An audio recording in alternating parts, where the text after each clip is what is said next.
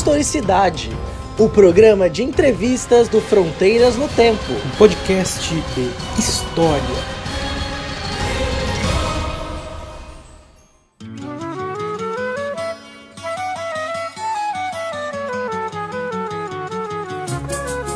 Olá, aqui é o Marcelo. Você está ouvindo o Historicidade, o programa de entrevistas do Fronteiras no Tempo, um podcast de história. Estamos de volta com mais um episódio da terceira temporada do Historicidade e hoje nós temos o prazer de ouvir, de conversar com o professor doutor Tássio Franck, professor hoje em dia da Escola de Comando do Estado-Maior do Exército, professor na pós-graduação. Nós hoje vamos falar sobre Amazônia, Estado e História. Bom, Tássio, primeiramente gostaria de agradecer por você ter aceitado participar do nosso programa, dar uma entrevista pra gente. Queria dizer que é um prazer muito grande poder falar contigo. Oi, Marcelo, tudo bem? É um prazer aí estar conversando com você, estar conversando aí com os ouvintes aí, gravando esse podcast com historicidade. Eu e o Marcelo estudamos juntos na época do mestrado na Unesp e é realmente muito bom estar falando com um historiador, estar falando sobre história. Antes de mais nada, queria que você falasse um pouco para o nosso ouvinte da sua trajetória, o seu trabalho atual, suas pesquisas, sua trajetória acadêmica. Vamos guardar as histórias assim mais cabulosas para outros momentos. Eu fiz graduação em História em Londrina, no Paraná, na UEL, na Universidade Estadual de Londrina. Depois eu fiz mestrado em História na Unesp, em Franca. Após esse período eu fui trabalhar, né? Eu não engatei direto no doutorado, eu fui trabalhar em universidade particular e depois fui trabalhar na Universidade Estadual do Amazonas, Universidade do Estado do Amazonas, né? A UEA. Eu fui para Tefé, no interior do Estado do Amazonas, depois tive uma passagem também em Manaus, trabalhando na reitoria, e foi lá que eu acabei entrando para o doutorado. E aí o meu doutorado já começa eu saí do caminho mais tradicional e formal, e em vez de fazer um doutorado em História, eu fiz um doutorado em Desenvolvimento Sustentável, na UNB, que é um programa no Centro de Desenvolvimento Sustentável da UNB, é um programa muito bom, um programa nota 7 na CAPES, orientando do professor José Augusto Drummond. E aí, apesar de ser em desenvolvimento sustentável, o que, na verdade, eu trabalhei, o tema que foi de pesquisa do doutorado, teve muito mais a ver com a questão de história ambiental e de geopolítica, né? Eu acabei estudando 100 anos do pensamento geopolítico e do pensamento militar brasileiro sobre a Amazônia e sobre a natureza, primeira década aí do século XXI. Após o final do doutorado, né, eu fui trabalhar um pouco na iniciativa privada, eu fui viajar um pouco trabalhando com iniciativa privada, com a parte social, mas acabei voltando para a carreira acadêmica, voltando a trabalhar, e hoje eu trabalho na Escola de Comando do Estado-Maior do Exército. Hoje eu trabalho no programa de pós-graduação em Ciências Militares, eu dou aula no mestrado e doutorado aqui. É um programa da área de Ciência Política e Relações Internacionais, e aí aqui eu eu leciono 3 matérias. Basicamente, Estratégia e Doutrina Militar Contemporânea, Teoria da Guerra e Geopolítica da Amazônia, que é onde tem uma interface aí com essa questão ambiental. Também meus orientandos aqui, tanto civis quanto militares, né? O programa é aberto, é um programa da CAPES aberto a civis e militares. Eu tenho alguns orientandos que trabalham aí, que faço minhas orientações voltadas para a temática de Amazônia e para a temática dessa questão da relação de defesa e meio ambiente. Muito legal, cara. Então, esses estudos, eles acabam levando a gente a pensar uma área que é pouco divulgada para o público, né, como um espaço de trabalho do historiador, que é essa da história ambiental. Dentro da questão da história ambiental, nós temos, né, algumas maneiras de você poder abordar e pensar essa questão da relação do homem com o meio ambiente, né? Se a gente lembrar lá de Fernando Brodel, a história que o homem faz, né, a história do homem, ela se faz no meio. E ela tem uma íntima relação com o meio ambiente, né? Aquele grupo dos análises aí, eu me remeto muito ao Brodel, que foi um referencial teórico muito importante para mim, ainda, né? Para todos nós. Para todos nós. Brodel, todos nós historiadores, Sim, ele tem uma conexão muito grande com essa questão do meio ambiente, com a questão geográfica e como isso interfere na civilização e interfere na própria história humana, né? Então, a história ambiental, ela trata muito dessa relação do homem com o meio ambiente. Ela tem vários ramos, ela pode olhar essa questão da percepção do homem com relação ao meio ambiente. Eu já fiz alguns trabalhos, publiquei um artigo sobre isso, essa percepção de um determinado grupo humano que eu trabalhei com relação à percepção de Amazônia, por exemplo. Então, como que o homem percebe a natureza, o outro, como o homem impacta a natureza, ou como a natureza acaba determinando a evolução de certas sociedades humanas. Então, a história ambiental tem uma série de campos e canteiros, né, diferentes que você pode estar trabalhando. Porque eu acho bem interessante, sem querer te cortar, mas essa coisa da percepção, né? Como a gente tem...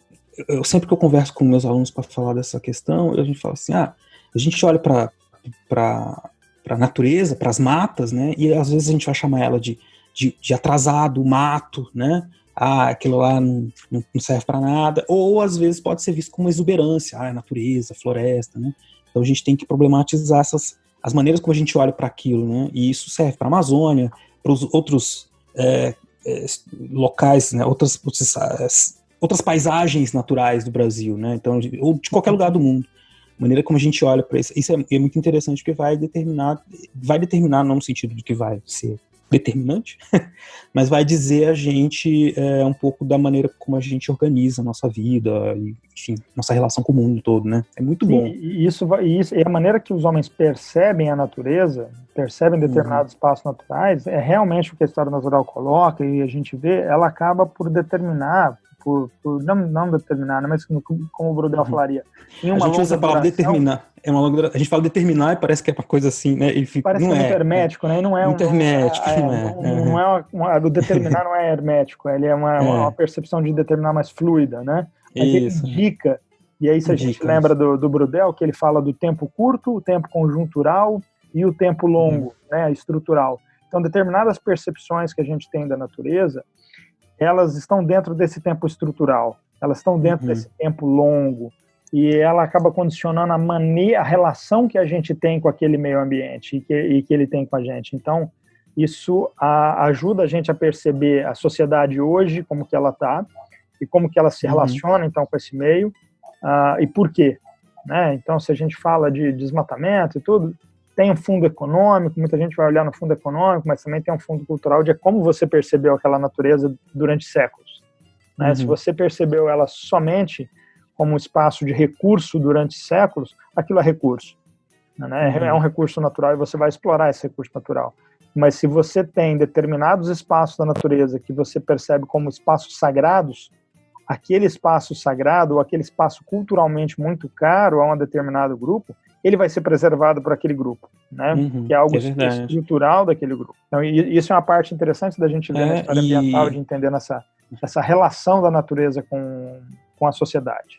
Eu, particularmente, gosto muito e sempre me deparo fazendo uma retrospectiva de alguns estudos. Às vezes, por exemplo, a questão da indústria açucareira, né? Às vezes a gente pensa que tem um impacto até hoje, né, gigante, e dá para observar bem essas relações com a natureza. Você pega no Brasil colonial a necessidade gigante que tinha de madeira para fazer, né, todo o processo do fogo para criar lá o beneficiar o açúcar, né? Então você tem, isso faz parte, é uma parte importantíssima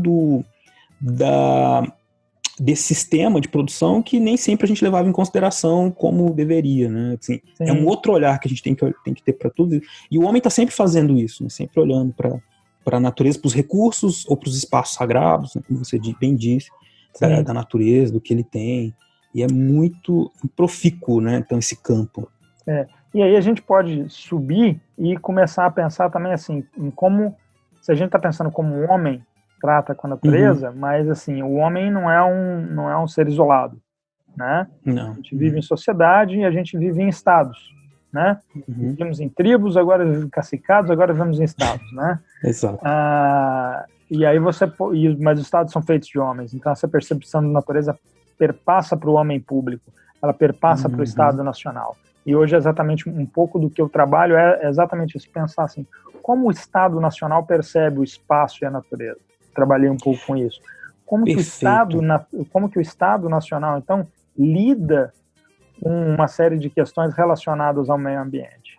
Perfeito, Tássio. Você deu a introdução perfeita para a próxima pergunta que eu ia te fazer, que é essa. Então, tem uma história os diversos meios ambientes no Brasil já foram explorados como recursos ou como para contemplação, enfim. E a Amazônia, quando se fala de meio ambiente no Brasil, se fala de Amazônia, né? A Amazônia com todas as representações que ela tem, o que ela teve.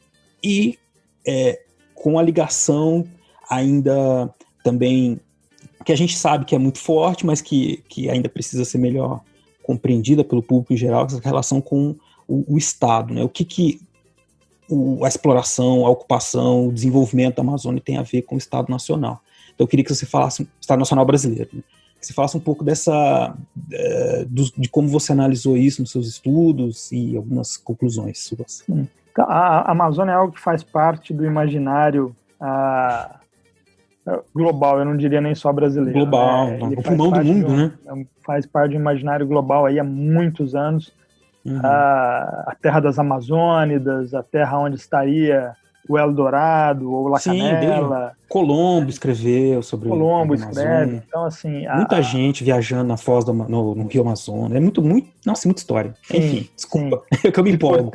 Assim, a gente pode pensar lá em Aguirre, né? Desde Aguirre, descendo o Orinoco, Pedro Teixeira, subindo até Quito e descendo de novo.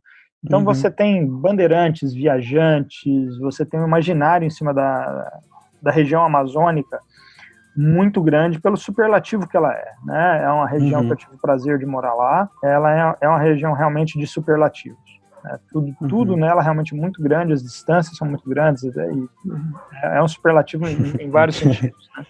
E é interessante que quando a gente pensa, né, exatamente essa relação que eu fui estudar e trabalhar, quando a gente pensa o ente do Estado, né, e como que o Estado se relacionou com a região, e tem várias pessoas que já trabalharam com isso antes, né.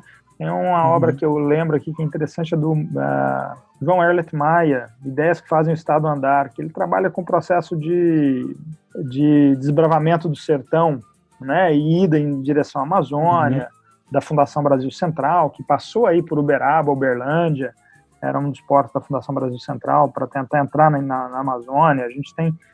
A Amazônia ela tem todo um imaginário em torno dela muito grande, né? E sempre muito associado à ideia de Amazônia. Eu brinco que ela transitou de uma ideia de um inferno verde para um paraíso tropical. A Amazônia era para Euclides da Cunha o inferno verde. Né? Ele cunha a expressão inferno verde para se descrever a Amazônia, devido ao calor que era para eles, né, insuportável, ao medo constante que você tinha de animais, de perigos, da própria floresta. A partir do século XX, a gente começa a mudar isso daí, né? Então, a Amazônia transita desse inferno verde para um paraíso tropical no século XX. Né?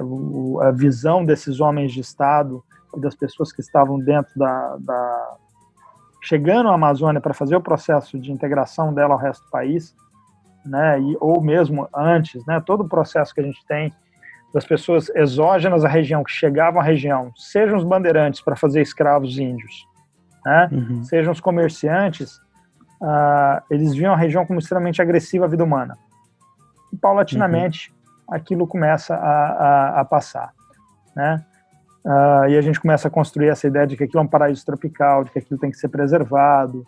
Né? No século XX, a gente tem, a partir da década de 60, a questão dos estudos de ecologia, dos estudos ambientais, ficando cada vez mais fortes, com uma série de estudos e relatórios, né? Nós temos o Nosso Futuro Comum, o relatório Brundtland, e as conferências da ONU, Rio Eco 92 no Brasil, e aí a gente tem essa ideia da Amazônia como o pulmão do mundo, depois vai acabar sendo desconstruída, mas posteriormente a gente aprende a questão dos rios voadores, a questão de como ela funciona para um clima na América do Sul, né? E todas as questões que vêm com o lado da ecologia. E a gente começa a perceber assim, a importância que tem a região, né? Não só nela em si, mas para o entorno inteiro que ela está ali. E a gente começa a ter o Estado, então, cada vez mais preocupado com ela. né? Na verdade, acho que a preocupação com a Amazônia, a gente herda ela dos portugueses, né? Na hora que a gente vai para pensar a história do meio ambiente, a história da região amazônica com a história do Estado, ela começa com os portugueses fixando os fortes nos rincões da Amazônia. Então você vai para Cucuí, Tabatinga, Guajará-Mirim, regiões que hoje ainda são de difícil acesso.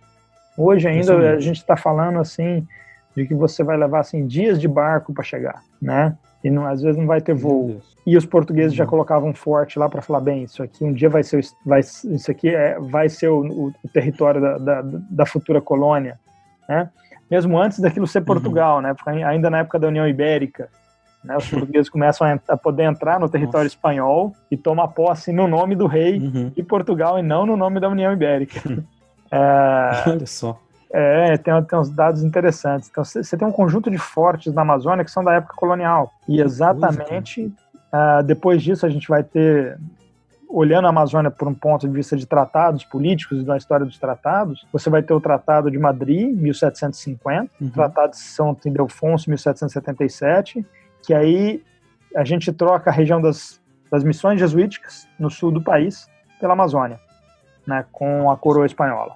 E aí a Amazônia fica muito próxima dos limites de tratados do mapa que a gente tem hoje. A gente vai ter mais questões de disputas territoriais na região até 1904. A gente tem o Acre, a gente tem a questão do Pirara, a gente tem a questão da Guiana, a gente tem algumas disputas territoriais na região, até que em 1904 estabelece aí o que é o mapa que a gente conhece hoje, e aí dentro dele nós temos a área da Amazônia Legal. E aí é interessante falar ainda dessa história mais dentro do político, o que é essa Amazônia Legal, como que a gente chega nela, né? Então, é exatamente o Estado tentando desenvolver a região. É no período do Getúlio Vargas, no segundo período do Vargas, que ele vai criar exatamente a ideia de Amazônia Legal, a lei de Amazônia Legal, e vai criar a Sudam, que era a Superintendência de Desenvolvimento da Amazônia, e a Superintendência de Desenvolvimento do Nordeste, a Sudene. Eram duas superintendências exatamente para desenvolver duas regiões do país que naquele momento, nos anos 50, eram consideradas atrasadas. Aí é interessante para o nosso ouvinte, porque às vezes a gente fala de desenvolvimento atrasado, né? Qual que era a noção que eles tinham do que seria esse desenvolvimento para a Amazônia nesse período? A gente, então, eu acho interessante assim, tudo que você falou, né? A Amazônia, desde a colônia, você tem uma questão de fronteira ali para ser resolvida, e aí ela faz parte do Brasil, e essa ação do Vargas, me corrija se eu estiver errado, uma primeira ação de buscar um desenvolvimento para a região no século XX, de que maneira se daria esse desenvolvimento? Ou que tipo de desenvolvimento que seria esse daí? Então, você tem duas coisas muito caras ao pensamento naquele período e por que eles estavam tentando desenvolver a região, né, como um todo. O Nordeste, todo mundo sabe, você tem períodos de seca cíclica, tempos em tempos. Então, por exemplo, o período da borracha, onde a Amazônia é muito rica, né, e tem energia elétrica antes do Rio de Janeiro, por exemplo, certo, né, bancada pelo ciclo da borracha. Então, nós estamos falando de uma Amazônia muito rica ali no final do século XIX, início do século XX, até a Primeira Guerra Mundial. E aí, nesse período do ciclo da borracha, por exemplo, ao mesmo tempo que você tem o ciclo da borracha, você tem no Nordeste um ciclo de seca. Então, uma coisa que pouca gente sabe é que você tem uma migração nordestina para dentro da Amazônia muito grande para trabalhar nos seringais, né? Então, aí a gente já pode falar de uma história dessas populações humanas, desses migrantes humanos, que é extremamente interessante, que é extremamente curioso você ver, né?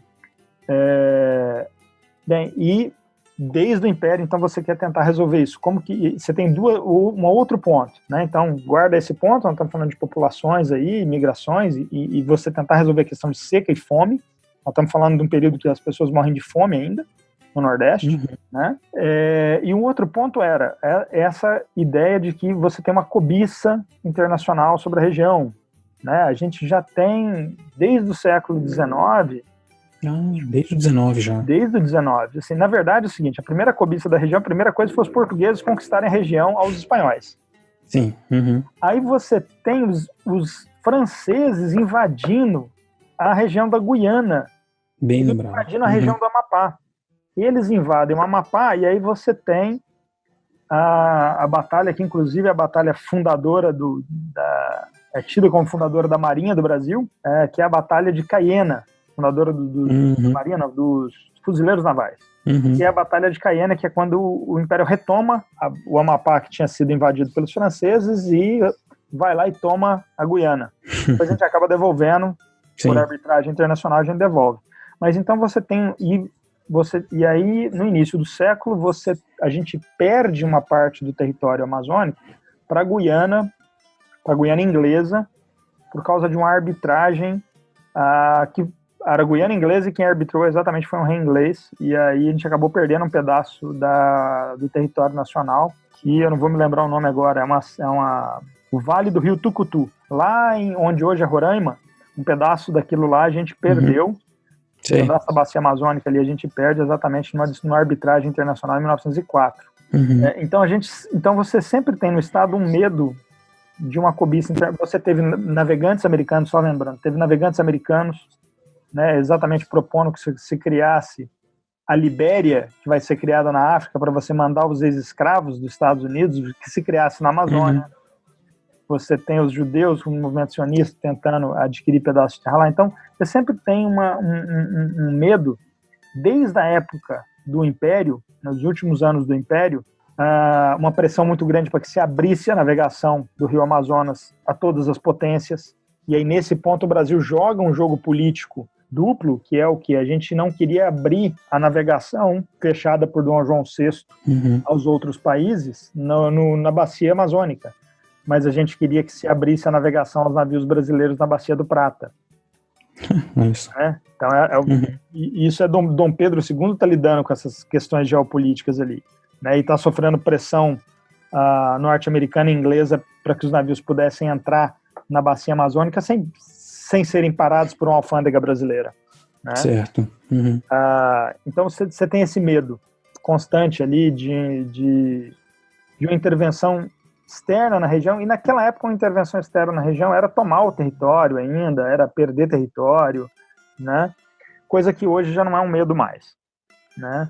Mas naquele período era. Ainda naquele período você ainda tinha esse medo, né? E assim, uma coisa que pouca gente às vezes percebe ou vê, até porque não é uma história que acontece com o nosso país, mas até 1995, algumas questões mais graves até 1980, a gente tem os nossos países vizinhos aqui tendo perdas territoriais por conflitos de fronteira.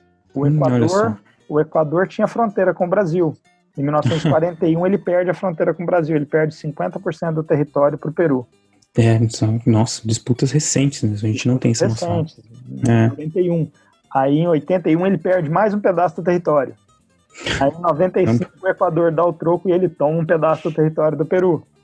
Então assim, parece que é uma coisa, para o Brasil é muito distante a gente pensar em um conflito de alguém querer pegar um pedaço do nosso território, mas na hora que a gente olha para os nossos vizinhos latino-americanos, isso não é um absurdo. Entendi. Isso faz parte de uma história recente até o século XX. Então você tem essas duas coisas na Amazônia. E aí você tem o Estado pensando o quê? A pergunta sua foi, como que isso é desenvolvimento? Qual que é o tipo de desenvolvimento? Isso. E aí a concepção de desenvolvimento deles era conseguir vivificar a região. Era conseguir ter gente na região. Ter gente por quê? Por causa do direito internacional de fronteiras. O direito internacional de fronteiras, ele fala que tem uma cláusula que é do direito romano antigo ainda, e eu estou falando da Roma antiga, que chama Udi Possidetis. O Udi Possidetis diz o quê? Que quem tem a posse da terra tem o direito a ela. Então, quem está então, ter gente na terra é essencial para que aquilo seja seu ou não. E aí você tem o Estado brasileiro tentando, então, fazer o quê? Exatamente integrar, e aí não é só a Amazônia, é toda a parte do centro-oeste, né, ao resto do país. E aí esse processo de integração, nós estamos falando em 1950, e aí para ver essa integração, em 1960 a gente tem Brasília. Sim. É a marcha para o oeste, né, do Estado brasileiro, ela vai a Brasília, ela vai com as grandes rodovias para a Amazônia e para o Nordeste, e você tem essa concepção assim, eu preciso desenvolver o quê? Eu preciso ter gente, e para ter gente eu preciso ter uma economia, e eu preciso gerar alimento para essas pessoas.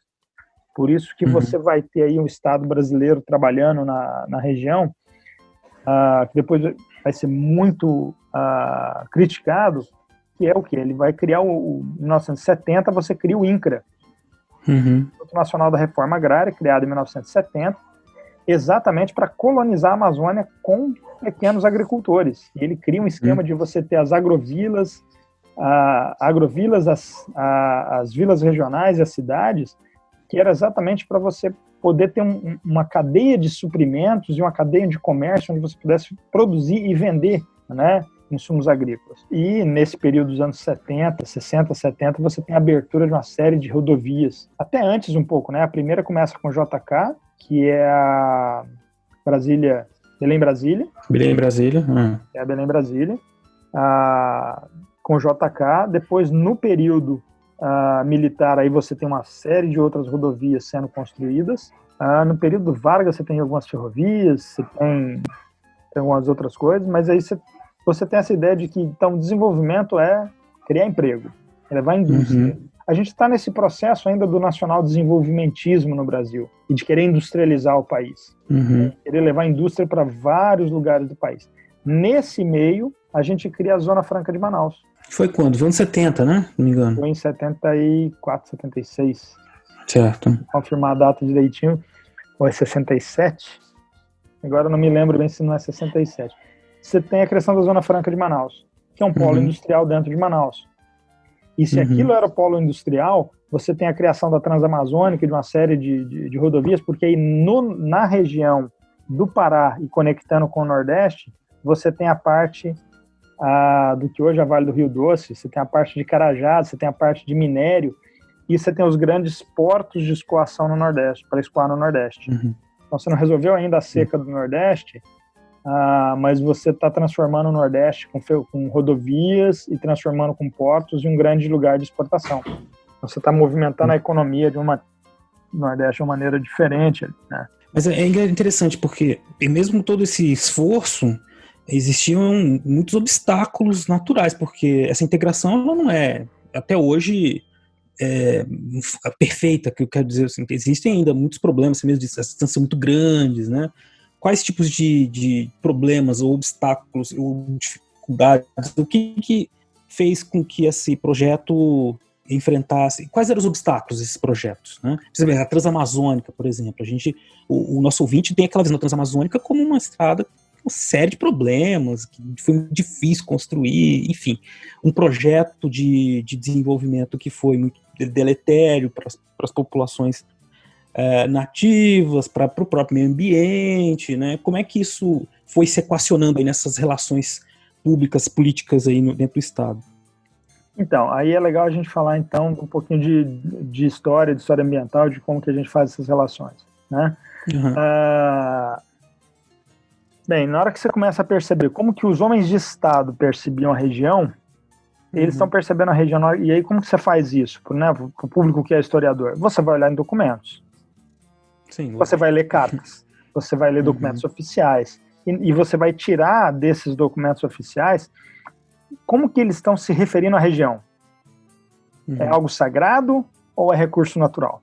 Aí é a primeira pista, né? E aí o que tem é o que? Até os anos 60, 70, até os anos 70, é recurso natural. A Amazônia é escrita na fala dos nossos governantes, nos discursos dos nossos governantes, dos ex-presidentes do Brasil até então, como uma região rica, próspera e que poderia alavancar o desenvolvimento, não só dela, mas do restante do país. Perfeito. Então ela é realmente uma região, né, tida como a reserva natural e tida como o espaço para onde o país vai crescer. Porque o país não pode crescer mais para a costa, a gente já tem uma região da costa muito densamente povoada. Então é para o interior que o país precisa crescer. Então, e isso é uma coisa que você consegue ver em vários discursos, seja de homens públicos como um presidente da República, seja de homens que estão à frente desse processo de desbravar a região. E aí você tem alguns relatos interessantes. Você tem Euclides da Cunha, que vai para a região. Né? Os últimos escritos póstumos já do Euclides da Cunha vão exatamente mostrar a região como uma região extremamente agressiva ao homem, daí o Inferno Verde, mas extremamente abundante, né? Tem uma obra que pouca gente conhece, que é um relatório de reconhecimento de fronteiras do rio Purus e Juruá, que o Euclides da Cunha vai junto com o general Bellarmino. É um relatório de 1905.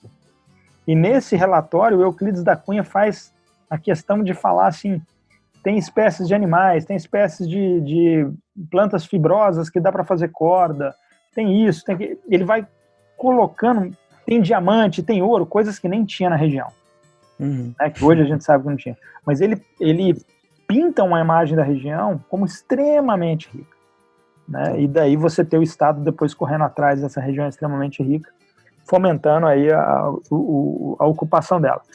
Feita com muito sangue dos dois lados, com perda dos dois lados, é preciso a gente falar isso. Então, feita de um choque, né? Sim. Mas é um choque que, se a gente for perceber, ele começou com os portugueses. Ele começa Sim. com a descoberta. Então, por exemplo, a cidade que eu morei, lá no interior do Amazonas, chama Tefé. Tefé, uma antiga vila de Ega, tem uma figura famosa que é o Barão de Tefé. Barão de Tefé. Sério? Bem, Tefé tem uma redução jesuítica, uma redução indígena, que é a Barreira da Missão, que hoje é uma aldeia indígena, mas está lá o prédio da missão ainda, tem padre lá ainda. Tem 300 anos de contato entre homens brancos e índios. Né? Porque no período da colônia você tem um processo histórico chamado os descimentos, né? Que era você descer os índios para as reduções, para próximo das cidades, para próximo das paróquias, né? E não deixar ele, de maneira que você protegesse ele dos bandeirantes que estavam ali passando, e você colocasse eles para trabalhar ali dentro dos padres. Isso era feito... Catequizar e trabalhar, né? Catequizar e trabalhar. Isso era feito com mais ou menos violência. Isso. Com um grau diferente de violência. De 300 anos para cá. Mas nesse período... com muitas disputas entre bandeirantes e missionários também, né? Porque havia justamente essa diferença de compreensão do que ia se fazer com esses nativos entre eles. Sim. Né? Mas o Brasil da década de 30, 40, 50 ainda é um Brasil assim, que você ainda tem muita população não contactada, que você ainda está travando o contato com essa população. Então, mesmo antes de Brasília, você tem, para os alunos de história, um filme interessante de ver, é Xingu, que é baseado no livro Xingu, que é a obra dos irmãos Vilas Boas. É muito bom. Né, que exatamente são dois sertanistas muito famosos, são os herdeiros do Rondon, eles mesmos se dizem herdeiros do Marechal Rondon, nesse sentido de você tentar criar proteger aquela população, de fazer, mas ao mesmo tempo de fazer o contato, de ver integrar. De integrar, né? E aí até... porque essa marcha toda pro oeste, no centro-oeste, às vezes até regiões mais oeste, no oeste do Paraná, no Mato Grosso do Sul, Mato Grosso, tinha ainda muitos povos que viviam, né, talvez já com contato, mas ainda tribos, né? Tem muitos encontros, não só na Amazônia, né? Uma outra parte legal para o historiador, né, você fazer, por exemplo, você olhar a história do Marechal Rondon. Então, ele cria o Serviço de Proteção aos Índios em 1910, né, mas na hora que você olha os relatos do próprio Rondon e de como que ele está construindo, e ele vai construir a linha telegráfica até o que hoje a gente vai pensar lá como Porto Velho, e a rodovia e as cidades que ele vai fundando no meio do caminho estão lá até hoje. E aí vamos pensar, é o único estado que tem o nome de um homem, né? É verdade. Que é Rondônia. E esse processo dele ele era indígena, né? Rondon era Bororo, era descendente de Bororo. Por isso ele tem uma preocupação com os indígenas que depois os irmãos Vilas Boas vão ter. Mas assim, isso não impediu nem ele, nem os irmãos Vilas Boas, nem alguns sertanistas mais recentes, de em determinados momentos dos contatos serem flechados, serem mortos. O Rondon, os relatos dele, ele perde vários homens dele, ele perde mortos para determinados índios bravios. Os Vilas Boas também fazem o comentário de terem perdido para determinados índios bravios. No Rondon, aquela concepção, né, aquele slogan dele de matar nunca, morrer se for preciso, para falar do contato com o índio, você tinha outras frontes pioneiras que não estavam fazendo isso. Bom, então a gente está falando da Amazônia, as percepções que se tinha sobre a Amazônia, desde a colônia, passando pelas diversas fases republicanas. E eu queria que você falasse um pouco para a gente agora, então, qual que seria... A gente falou do Estado, eu queria que você falasse especificamente do tema que você estudou, que é o papel dos militares na Amazônia. Como é que eles atuavam, como é que eles atuam, enfim. Voltando para a historiografia, se a gente está falando, né, para estudantes de história, para o pessoal que gosta de história, aí a gente tem uma outra parte da história, que é você estudar dentro da história política, né? Dos temas clássicos da história política é a história das instituições que compõem o Estado, e exatamente pensar de como essas instituições operam dentro do território nacional, como que elas trabalham entre si, né? E aí um tema que eu elegi para estudar desde a época do doutorado foi pensar as instituições fardadas, né? Foi pensar as Forças Armadas, qual o papel das Forças Armadas na Amazônia brasileira. Eu acho que é legal falar, é interessante falar que assim, isso surgiu quando eu estava lá em Tefé, por volta de 2006, 2007, exatamente porque eu percebi talvez uma atuação e uma participação das Forças Armadas de uma maneira muito diferente, muito forte na região. Né? E aí eu comecei a me perguntar, então, mas o que esse ator estatal, esse objeto da história chamado Forças Armadas, né, tem a ver com a relação com a Amazônia? E aí a gente começa a ver assim, que desde os fortes portugueses, a nossa Força Armada de alguma forma são herdeiras deles, ela está presente lá. Esse ator estatal está presente lá e você pode fazer uma história de como esse ator estatal atuou na região. Eu acabei trabalhando um pouco mais próximo com o século XX, e aí, para olhar o século XX, eu comecei a tentar entender como que eles pensavam a Amazônia. Né, aquele papo que a gente estava tendo, da maneira que o indivíduo pensa, pode ser a maneira que o Estado pensa. Eu fui trabalhar exatamente com documentos que eram relatórios, documentos de viagem de militares no século XX e projetos deles, implantações de unidades militares, justificativas de por que eles implantavam uma unidade em um determinado local ou outro local, para que servia, qual que era a função. Então eu fui tentar ler as regras daquelas unidades militares que estavam sendo instaladas na Amazônia e para tentar entender qual era o papel deles. E aí eu me deparei no período colonial, período imperial com as colônias militares.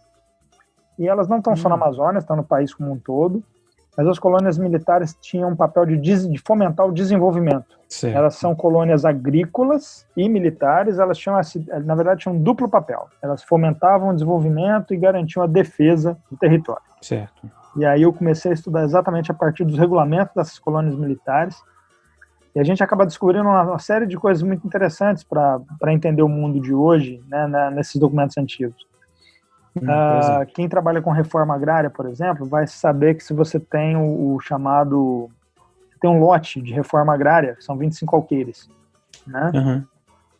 E esse lote de reforma agrária de 25 alqueires era o lote na colônia militar que o pessoal civil que recebia terras na colônia militar, né, para povoar a região, eles recebiam 25 alqueires. Olha só. E quem era soldado recebia 8. Porque ele levava a família tinha que produzir comida, porque ele não tinha salário. Entendi. O salário chegava a cada 2, 3 anos, né? Então, era voluntário, né? O sujeito falava, vou pra colônia, escolhe o lugar ou não? Ele se alistava e a pessoa enviava ele pra qualquer lugar? Então, essa é outra parte legal da história. O civil era voluntário. O civil era voluntário, tá. O militar, não. Pois imaginei. E aí, pro militar, esse era o inferno verde. Entendi. Ser mandado para servir na Amazônia era quase uma sentença de morte. A punição, né? Era uma punição. Tinha uma época que a gente mandava, era uma forma de punição mandar o sujeito pra uma colônia no meio da Amazônia. Assim. E era uma punição por quê? Historinha rápida. Rondon, numa das saídas dele dentro, já na área de Rondônia, ele sai com 200 homens. Passando 15 dias, ele já tem quase 90 com beriberi, com malária e outras doenças. Malária. Não tinha tratamento naquela época, né? No final, ele já tinha, quando ele acaba voltando, ele já tinha perdido uns 70, deixado enterrado na Amazônia. Meu Deus. Então, assim, você morria na região, realmente. Fora o contato com os índios, né, que Sim, sim. ainda eram senhores, né, do território. Né, são senhores ainda de suas reservas, lugares que tem, mas naquela época eles eram assim, eles ainda eram uma ameaça, né, muito grande. Então você tem, vamos falar, para o militar não era obrigatório, era um inferno verde, era uma punição. Uhum. O civil não. O civil era voluntário, e era a chance de você receber um pedaço de terra seu, que você poderia plantar. E, ao mesmo tempo, a colônia militar tinha a obrigação de fornecer educação, um técnico veterinário, né, um técnico agrícola, né, que hoje no Exército a gente ainda tem, né, uma coisa que acho que pouca gente sabe, até hoje no Exército na Amazônia a gente tem a figura do sargento agrícola. Nossa. E é exatamente um sargento que está lá naquelas unidades de fronteira, fazendo o quê? Plantando. Mas além dele estar plantando para garantir o alimento e o sustento da tropa que está ali, né, em caso de necessidade, ele tem um papel que é ensinar técnicas e aprender e trocar técnicas com os moradores locais. Que interessante, cara. Ele funciona como um técnico agrícola para a produção local. Ainda hoje a gente tem isso na Amazônia. Coisa que começou regiões que ainda são isoladas, né? Regiões que ainda são isoladas. Tudo muito grande, tudo lá. Algo enfim. que começou na colônia Pedro II, em 1854. Nossa, que coisa. Tem bastante uma longa história. É uma longa história, Mas falando de uma história mais recente, vindo para um período mais recente, aí você tem um papel dos militares que foi nesse processo de integração da região. E você começa a ver essa ideia deles de se perguntarem, né, aonde que eu vou criar uma unidade militar? É lá na fronteira, para defender a fronteira? Às vezes não é o melhor lugar, já tinha algumas unidades na fronteira. Às vezes ele vai criar uma unidade militar numa região que ele consiga ajudar a desenvolver a região. E aí, em vez dele criar um batalhão de infantaria, um batalhão de blindados, ou o que for, ele cria um batalhão de engenharia e construção. As unidades na Amazônia lá são criadas no início, eram batalhões de engenharia e construção, para exatamente abrir as estradas. Entendi. Escola. Exatamente, tentar dar um suporte a essa parte de infraestrutura da região. Não, isso está dentro daquele grande projeto de desenvolvimento que surge lá no Vargas. Então, essa ideia dessas colônias que vão ser colocadas para o desenvolvimento regional. Então, um projeto que foi sendo gestado já desde essa época. Desde o Império. Desde 1854, lógico. Porque as primeiras colônias estão em 1854, que é a colônia Dom Pedro II, e aí você vem fundando colônias militares até 1967. Tem colônia militar sendo fundada. A última colônia foi de Tabatinga. E nessa ideia de desenvolvimento, de uma colônia que dê suporte ao desenvolvimento. Você olha para o papel deles na região, está muito dentro dessa questão dupla. Defender e desenvolver. Mas eles têm uma concepção que isso passa nos documentos, a gente consegue perceber isso com a leitura dos documentos, que para eles não existe defesa sem desenvolvimento, porque você não defende o vazio, você tem que defender onde tem gente. Entendi. Então você precisa desenvolver a região. E daí a preocupação deles, e hoje ainda a gente vê isso lá, dessa questão de dar um suporte ao desenvolvimento. Certo. E chamar a população, né, para as pessoas se estabelecerem ali, né, ficar na região, melhorar a infraestrutura, essas coisas todas, né?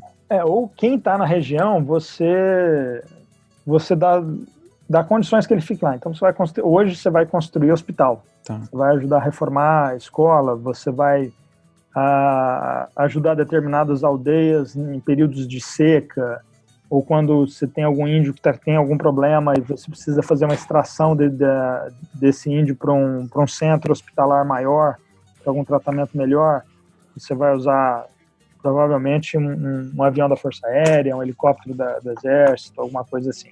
Ou os navios hospitais da Marinha. Mas também por uma outra coisa que é o seguinte, né? Aqui no Sudeste a gente tem isso tudo muito presente. E muito fácil. Na Amazônia, não. Então, na Amazônia, você tem muita comunidade que você não tem um enfermeiro, você não tem um médico. O enfermeiro ou médico que ele vê passar lá é o enfermeiro, às vezes, da CESAI, que é a Secretaria Especial de Saúde Indígena, mas aí o enfermeiro ou médico da CESAI só atende as comunidades indígenas, ele não atende as comunidades ribeirinhas.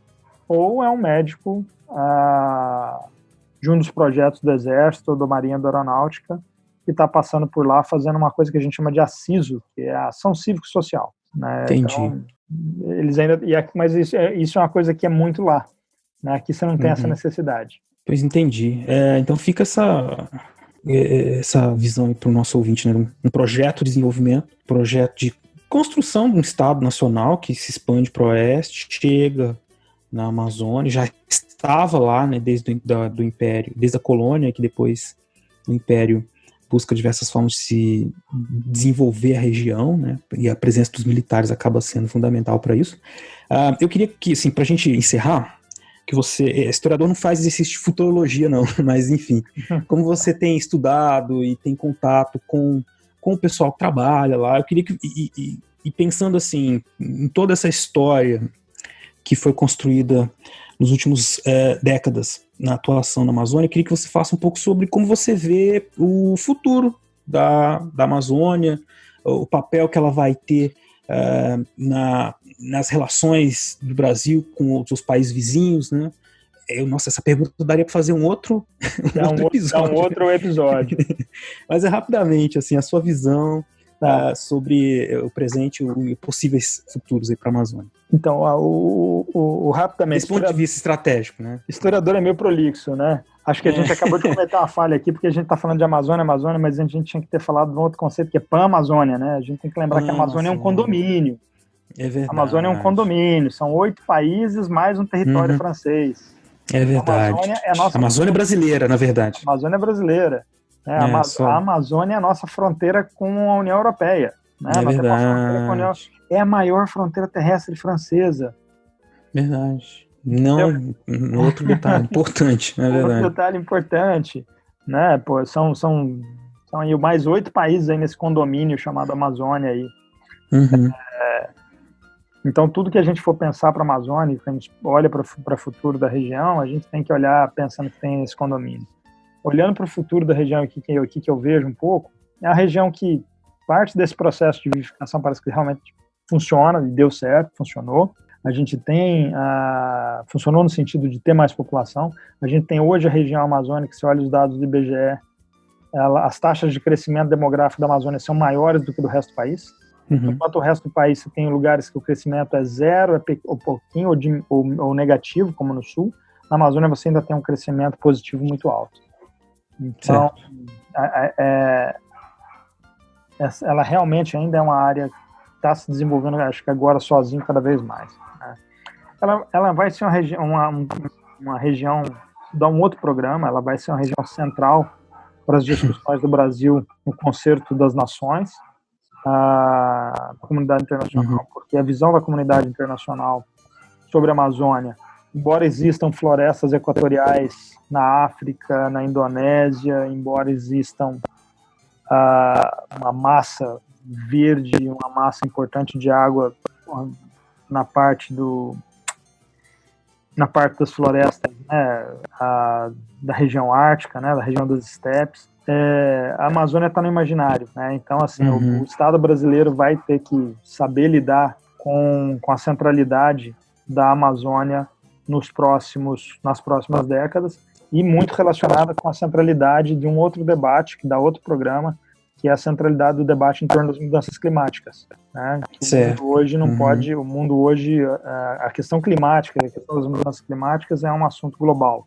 Eu converso ainda, vejo, né, estudo muito isso. A gente até faz muita coisa na Amazônia, pela Amazônia nossa, fazemos Estado brasileiro, né? Só em terra protegida tem uma Europa. Reserva, Parque Nacional e tudo. Mas por mais que a gente faça, o Estado brasileiro não dá conta de falar que faz. Né? A gente não dá conta de mostrar o que está feito. Né? E o tanto de coisa que é feita lá. E aí acaba que a gente só vê na parte internacional e acaba entrando para cá somente na hora que tem alguma coisa dando errado, né? Sim, como aconteceu ano passado, ou esse ano, enfim, há pouco tempo, depende de quando você está ouvindo esse episódio, com os incêndios, né, e os debates que foram globais, né, porque eu acho que é a grande questão, a preservação, desenvolvimento, essas concepções de desenvolvimento que vão mudando, né? Ao mesmo tempo, então, a gente tem um interesse nacional em pensar essas riquezas, essas populações estão lá, a gente tem também essa preocupação com mudanças climáticas, preocupações que são globais. Como é que a gente vai equacionar isso, né?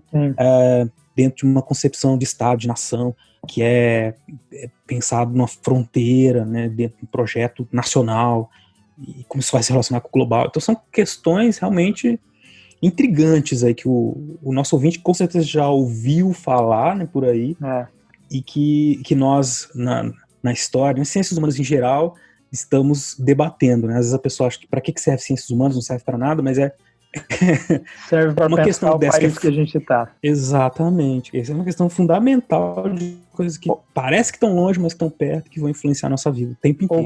Ou como as próximas décadas. Ou como diria o Darcy Ribeiro, é preciso inventar o Brasil que nós queremos. Exatamente. E para inventar o Brasil que nós queremos, passa por pensar o Brasil que a gente tem. Bom, Tássio, a conversa está muito boa. Eu queria já deixar aqui de pronto o convite para a gente voltar um outro dia para falar sobre as mudanças climáticas, que eu sei que é um estudo que você está desenvolvendo agora, e essa questão da participação do Brasil nesses debates internacionais. Mas eu vou deixar aí para o ouvinte com a pulga atrás na orelha sobre isso, né? Você tem algumas publicações na área tratando dessa questão, então vamos deixar os links para as pessoas também buscarem mais informações. Nós vamos deixar seu e-mail de contato também, se elas quiserem tirar alguma dúvida. E eu queria então agradecer e pedir para você fazer assim suas palavras finais para a gente encerrar. Marcelo, obrigado. Queria agradecer você aí, agradecer o pessoal que está ouvindo. É um prazer falar desses temas de pesquisa. Pesquisador adora falar, né, do que está trabalhando, então vai ser um prazer poder falar depois das questões de mudanças climáticas, que se a gente marcar uma próxima. Mas de já é muito interessante trabalhar com a Amazônia e trabalhar com essa questão, como que a gente pensa o país. E aí, para o pessoal que é historiador, né, historiador a gente não faz futurologia, mas para encerrar eu deixo exatamente uma leitura do Mark Bloch, né, o Mark Bloch, ele lá na Estranha Derrota, que é uma das obras dele, que ele fala assim que ele não faz a futurologia, mas olhando o passado ele consegue entender melhor o presente, né? Então, para a gente entender esse presente que a gente está e que país que a gente quer no futuro, é muito interessante a gente fazer a história, né, estudar a história da nação e dos entes que compõem essa nação como um todo. Maravilha, cara. Não poderia ter encerrado de jeito melhor com uma citação do Mark Bloch, um dos principais referências na historiografia aí que o nosso ouvinte com certeza já viu a gente citando em alguns outros momentos também. Sim. Então, Tássio, muito obrigado, cara. Agradeço muito a sua presença e falar para o ouvinte ficar aí mais um pouquinho, que tem uns recadinhos finais para passar para vocês aí. Já eu volto, então.